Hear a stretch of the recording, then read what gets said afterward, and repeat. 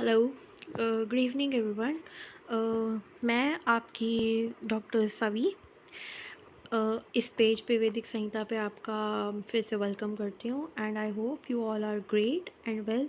तो आज मैं फिर अष्टांग हृदय का नेक्स्ट सीरीज़ लेकर आई हूँ। आयुष काम्य अध्याय की हमारी जो सीरीज़ चल रही थी उसका ये 4th लेक्चर है। एंड अगर किसी को बेसिक से पढ़ना तो प्लीज़ आप फर्स्ट लेक्चर से जाके पढ़ सकते हैं, और जिसको पर्टिकुलर टॉपिक्स के लिए चाहिए तो वो मैं मेंशन कर देती हूँ अपनी वीडियो की उसमें डिस्क्रिप्शन में, तो आप वहाँ से जाके चेक करके देख सकते हैं और लिंक से आप शेयर भी कर सकते हैं। तो आज हम अगला टॉपिक पढ़ेंगे अपना शरीर व दिन रात्रि तथा आहार परिपाक काल का दोषों से संबंध। अभी तक हमने पढ़ा था वात पित्त कफ क्या होता है, वात पित्त कफ कहाँ कहाँ पे स्थित होता है शरीर में, वात पित्त कफ कैसा होता है, वात पित्त कफ के बारे में हमने जाना था, दोषों के बारे में हमने जाना था, मानसिक दोष और शारीरिक दोष की एक्सप्लेनेशन हमने पढ़ी थी। तो अब हम करते हैं ये नया टॉपिक, मतलब उसी कनेक्शन में टॉपिक है शरीर वय दिन रात्रि तथा आहार परिपाक काल का दोषों से संबंध। तो चलिए स्टार्ट करते हैं। तो अब इसमें इन्होंने कुछ पॉइंट्स दे रखे हैं, फैक्टर्स जिसको हम कह सकते हैं, जैसे कि शरीर, वय, दिन, रात्रि, आहार परिपाक काल। ठीक, ये हमें क्या है, फैक्टर्स दे रखे हैं अष्टांग हृदय में। अब उसके साथ दोष दे रखे हैं वात पित्त कफ।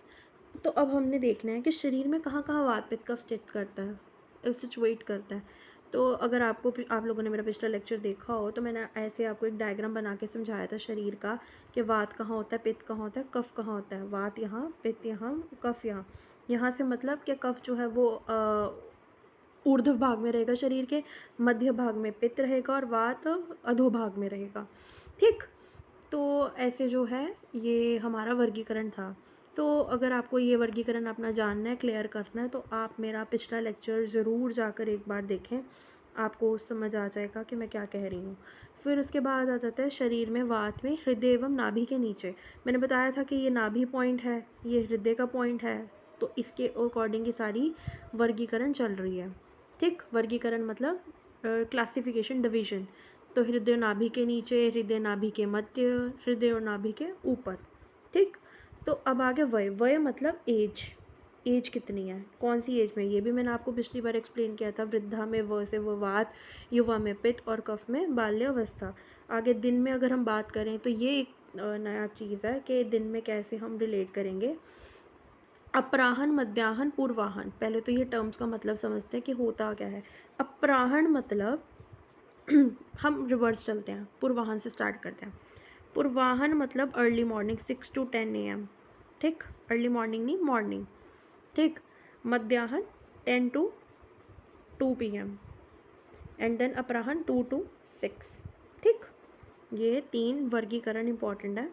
ठीक है, कि कौन सा किस में डोमिनेंट होगा दोष। ये नहीं कि इसमें वात है तो वात ही होगा, कफ है तो कफ ही होगा ना।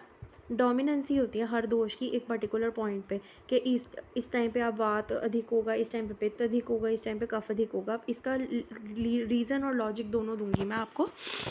कि जो पूर्वाहन है 6 से 10 का टाइम, उसमें कफ अधिक होता है। आप उठते हो सोकर तो आप कितना एक्टिव फील करते हो, आपको अच्छा महसूस होता है, एकदम थकान नहीं होती, एकदम अच्छा बढ़िया फील कर रहे होते हो। तो वो 6 से 10 का टाइम है। फिर आप थोड़ा थकने लगते हो, आपको धूप होने लगती है, जैसे कि धूप बढ़ने लगती है, तो उससे क्या होता है, हमें थोड़ा गुस्सा आने लगता है, गर्मी लगने लगती है, उष्णता बढ़ जाती है हमारी, तो उसमें पित्त बढ़ जाता है। और वात में 2 से 6 आ जाते हैं, हम थक जाते हैं कि हाँ बहुत काम हो गया, थक गए हैं, वात हो जाता है। बेसिकली ये सब जो है ना, सन की उससे लिया गया। आयुर्वेद में जो सन था, सूर्य और चंद्रमा, उसके रेफरेंस से इन्होंने वात पित्त कफ को रिलेट करके बताया हुआ है। तो वो कहते हैं कि सूर्य के अकॉर्डिंग ही हमारा शरीर चलता है। हम काइकार्डियन रिदम पढ़ते हैं ना हमारे बॉडी की, कि सर्काडियन रिदम के कैसे हम लोगों का शरीर रहता है, हमारे अंदर एक बायोलॉजिकल क्लॉक होती है मेंटेन। तो वैसे ही वात पित्त कफ भी मेंटेन रहते हैं और वो बायोलॉजिकली अपना काम करते रहते हैं। तो ये सन का फैक्टर होता है जो देखना रहता है।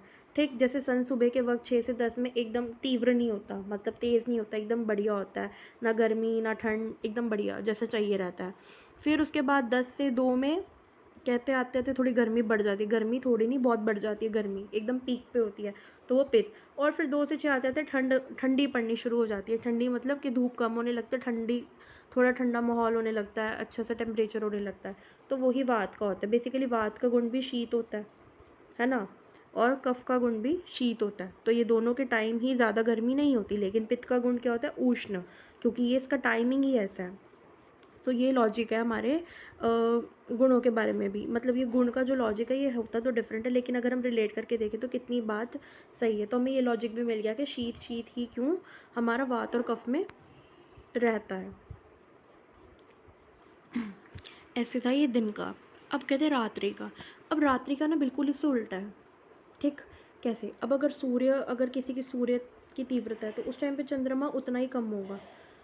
सूर्य चंद्र से मतलब ऐसे ही है कि अगर किसी की शीतता ज़्यादा है बॉडी में तो उस टाइम पे उसकी उष्णता उतनी कम होगी, और अगर उसकी उष्णता ज़्यादा है तो शीतता कम होगी। ये तो बट नेचुरल चीज़ है कि अगर एक चीज़ बढ़ी हुई है तो दूसरी चीज़ ऑब्वियसली कम होनी ही होनी है, उसके रेफरेंस में कम होगी, वैसे हो ना हो। ठीक, तो अब यहाँ से हम फिर यहीं से करते हैं पूर्व, मतलब पहले। ठीक है, 6 से 10 PM, 6 to 10 PM, फिर 10 to 2 PM, sorry 10 to 2 AM, और 2 to 6 AM। अभी तक हम कहाँ पे थे? अभी तक हम 2 से 6 PM पे थे। ठीक है, फिर हम यहाँ पे देखिए 2 से 6 PM है अपराह्न में। अब पूर्व रात्रि में 6 से 10 आगे कनेक्ट कर गया ये। ठीक है, 6 से 10 को, फिर 6 से 10, 10 से 2, 2 से 6 AM। अब देख रहे हैं पूरा एक क्लॉक चल रहा है इसका। ये देखिए ऐसे काल डिसाइडेड है कि जैसे ये घड़ी बना ली हमने और 12, 3, 6, 9 का डिवीजन करा। ठीक है, 6 से 10, ये 6 से 10 वाला काल है, ये 6 से 10 वाला काल है। अब ये 6 से 10 वाला काल कफ का है। फिर 10 से 2 का जो काल है, 10 से 2 का काल जो है ये पित्त का काल है। ठीक है, और फिर ये 2 से 6 का काल है, ये वात का है। फिर उसके बाद ये 2 से, ठीक है, 2 से 6 वात का। अब यहाँ पे आ जाइए पूर्व रात्रि में। अब फिर कहते हैं 6 से 10, फिर से 6 से 10 रात्रि के, फिर 10 से 2 AM। ठीक है, और फिर ऐसे 2 से 6 AM, ऐसे पूरा रात दिन का साइकिल चल रहा है। बेसिकली उन्होंने बताया कि रात में आपको इतने बजे आपका वात अधिक होगा आचार्यों के अनुसार, और दिन में रात में इतने बजे वात अधिक या पित्त अधिक, कफ अधिक होगा।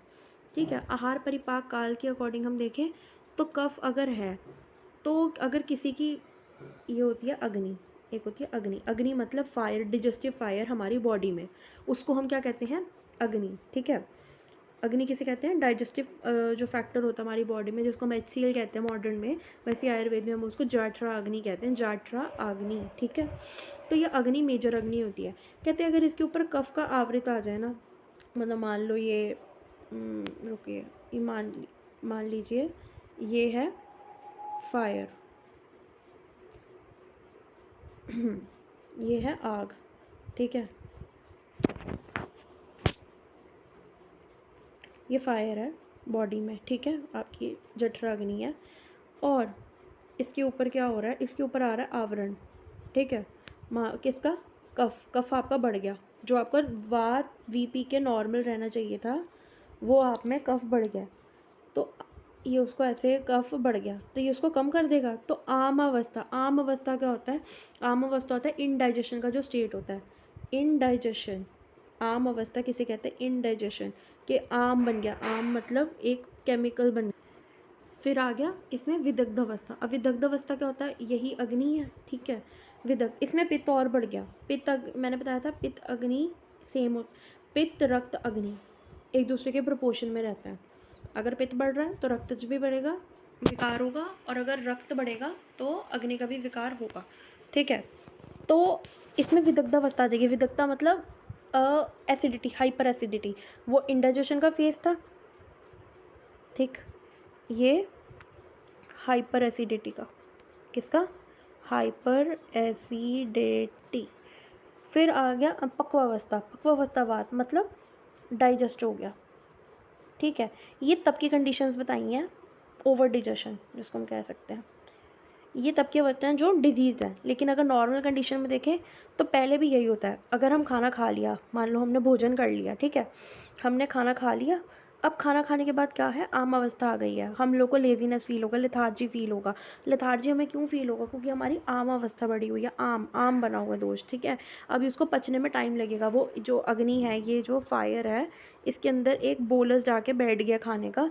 अब ये टाइम लगेगा इसको इसको डाइजेस्ट करने में, ठीक है? फिर आएगा विदग्धावस्था, फिर एकदम से अग्नि बढ़ेगी जब इसका टाइम आएगा एक पर्टिकुलर, ठीक है?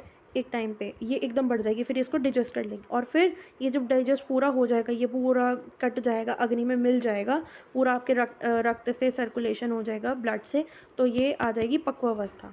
तो इसे ही बेसिकली ऐसे वात पित्त कफ को डिनोट किया हुआ हम लोगों ने, ठीक। उसके बाद आ गया दोषों का जठराग्नि एवं कोष्ठ पर प्रभाव। ये मैं नेक्स्ट लेक्चर में बताऊंगी। आपके लिए लेक्चर्स की पॉइंट्स डिवाइड कर दी हैं ताकि जिसको जिस लेक्चर पे देखना है समझना है वो उस पे समझ सकता है। ये बहुत इंपॉर्टेंट है, दोषों का जठराग्नि कोष्ठ पर प्रभाव। अगर आपने ये आमावस्था, विदग्धावस्था, पक्वावस्था समझना है या फिर आपने दोषों के कार्यकारी समझने हैं तो आपको उनके गुण और उनके प्रभाव बहुत अच्छे से पता होने चाहिए, ठीक। तो ये हम नेक्स्ट लेक्चर में कवर करते हैं। आज के लिए इतना ही, थैंक यू।